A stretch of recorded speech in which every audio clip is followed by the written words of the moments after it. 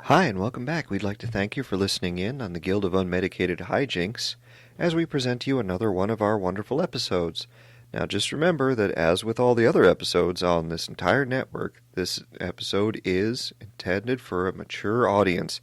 It contains naughty language, naughty situations, and nudity. Mature audience only. If you're not 18, please find other content. The internet is full of content. Just find some. Anyway, let's return to the reading of Alice in Wonderland. Alright, y'all, welcome back. What we got here is Alice Adventures in Wonderland. We're on Chapter 3.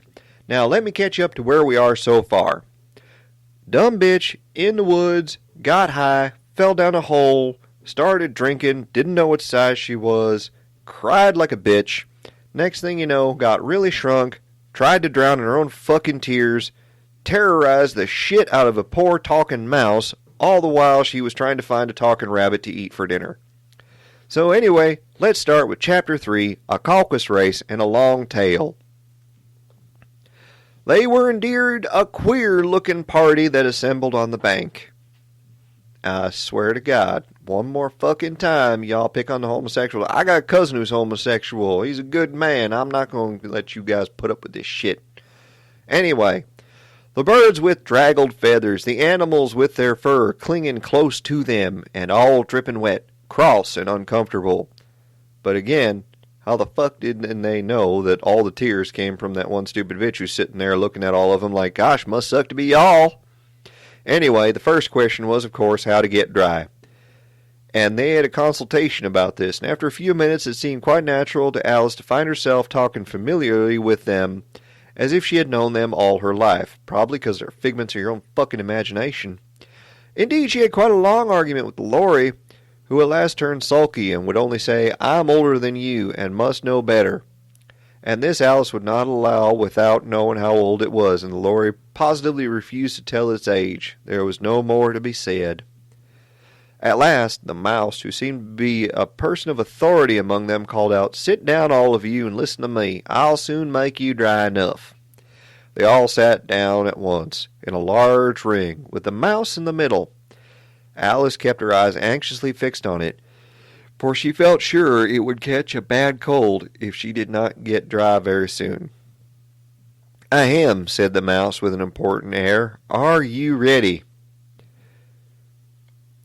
This is the driest thing I know. Silence all around, if you please. William the Conqueror, whose cause was favored by the Pope, was soon submitted by the English, who wanted leaders, and had been of late much accustomed to usurpation and conquest.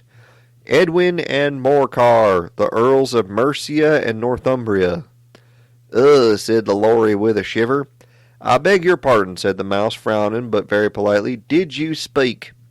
Not I, said the Laurie hastily. I thought you did, said the mouse. I proceed. Edwin and Morcar, the Earls of Mercia and Northumbria, declared for him, and even Stigand, the patriotic Archbishop of Canterbury, find it advisable. Found what? Said the duck. Found it, the mouse replied rather crossly. Of course you know what it means. I know what it means well enough when I find a thing, said the duck. It's generally a frog or worm. The question is, what did the Archbishop find? The mouse did not notice the question, but hurriedly went on. Found it advisable to go with Edward Atheling to meet William and offer him the crown. William's conduct at first was moderate, but the insolence of his Normans. How are you getting on now, dear? It continued, turning to Alice as it spoke. As wet as ever, said Alice in a melancholy tone.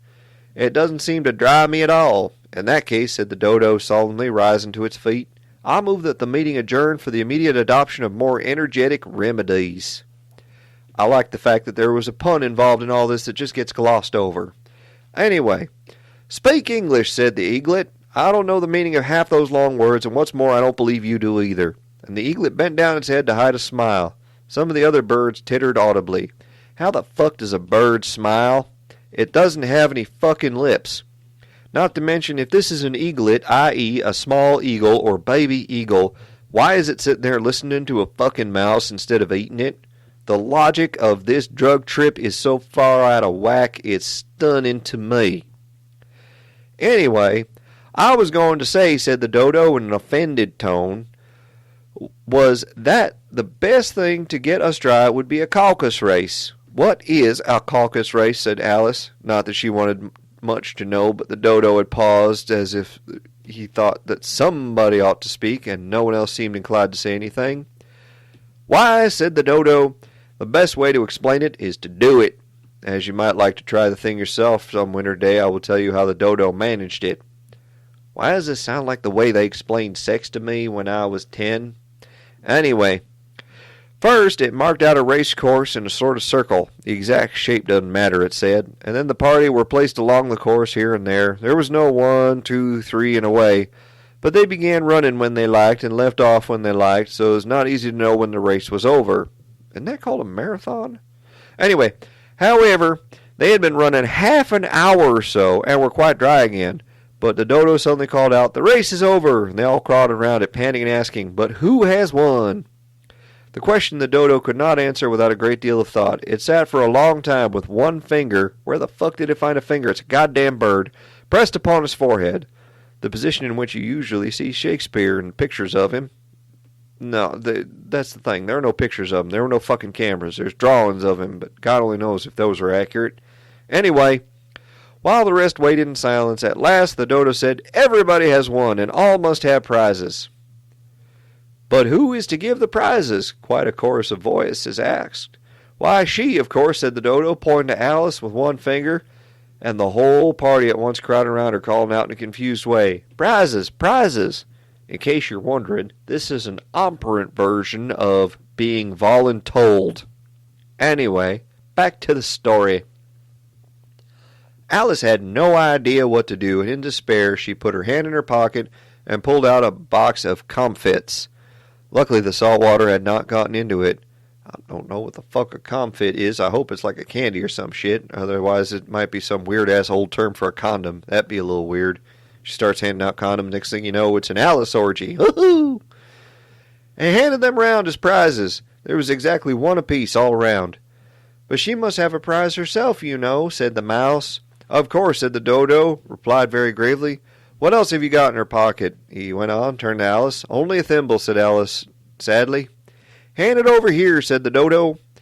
And they all crowded around her once more while the dodo solemnly presented the thimble, saying, "We beg your acceptance of this elegant thimble."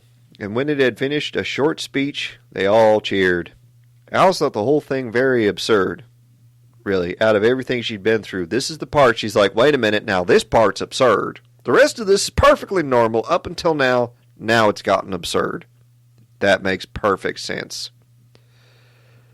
And they all looked so grave she did not dare to laugh. As she could not think of anything to say, she simply bowed and took the thimble, looking as solemn as she could. The next thing was to eat the comfits. This caused some noise and confusion, and the large birds complained they could not taste theirs, and the small ones choked and had to be patted on the back. However, it was over at last, and they sat down in a ring and begged the mouse to tell them something more. "You promised to tell me your history, you know," said Alice.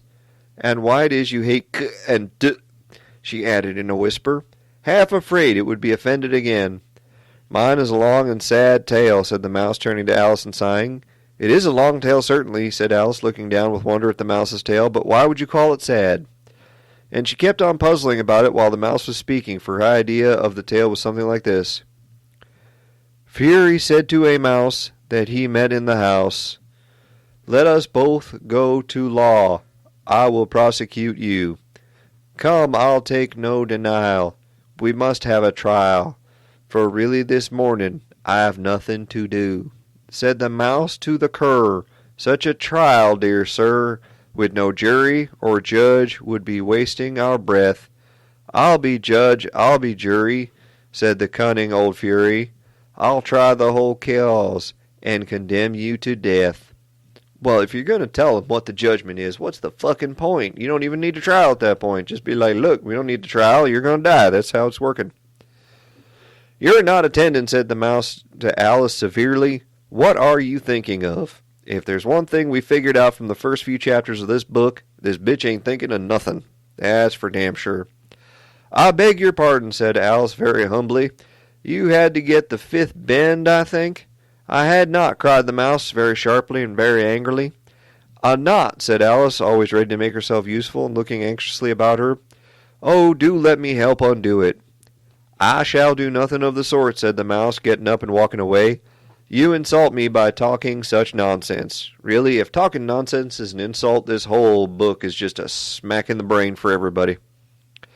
I didn't mean it, pleaded poor Alice, but you're so easily offended, you know, which is a nice way of saying you're a whiny little bitch. The mouse only growled in reply, which last I checked a mouse can't fucking do. Please come back and finish your story, Alice called after it, and the others all joined in the chorus. Yes, please do, but the mouse only shook his head impatiently and walked a little quicker. What a pity it wouldn't stay, sighed the Lorry as soon as it was quite out of sight, and an old crab took the opportunity of saying to her daughter, Oh, my dear, let this be a lesson to you, to never lose your temper. Hold your tongue, Ma, said the young crab. Do crabs have tongues? I don't think so. A little snappishly, 'cause it's a crab, you get it? Snappishly, You're enough to try the patience of an oyster. Would anyone like to decide exactly how much patience an oyster has? 'Cause for all we know, they're demanding little fucks, we just don't understand them. Anyway, I wish I had our Dinah here. I know I do, said Alice aloud, addressing nobody in particular. She'd soon fetch it back. And who is Dinah, if I might venture to ask the question, said the Lorry. Alice replied eagerly, 'cause she was too dumb to know the shit she was about to get herself into again. For she was always ready to talk about her pet. Dinah's our cat, and she's such a capital one for catching mice. You can't think. And oh, I wish you could see her after the birds. Well, she'll eat a little bird as soon as look at it. You notice she didn't say this shit to the mouse? She wasn't like, oh, you know, my cat can eat the fuck out of a bird. But no, to the mouse, it's got to be like, oh, no, my cat will eat the fuck out of a mouse. Now the birds come around all of a sudden, it's like, oh, and the cat's really good at getting birds. It seems like this little bitch is wandering around trying to piss all these creatures off. Now, I have to say, if I was surrounded by a bunch of talking birds that didn't seem to know what the fuck was going on, I'd want to chase those fuckers off too. I can't argue that point too much. But still, I'm just saying, it seems like she's trying to piss everything off. This speech caused a remarkable sensation among the party.